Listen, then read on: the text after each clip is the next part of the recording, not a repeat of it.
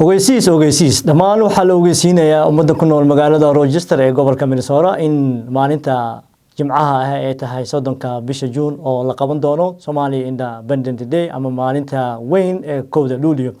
waa maalinkii xorriyadda aan qaadanay 1960kii waa 1 July Israaciil labada gobol iyo dhammaan ummadda Soomaaliyeed. وهاجاج وامركي ugu horeysay oo lagu qabto magaalada Rochester ee gobolka Minnesota. xafladda qiimaha iyo qaayaha badan waxayna ka dhici doontaa haddii Allah awood yiraahdo downtown Visa Plus ama behind the masjid cidaba sida u taqaano.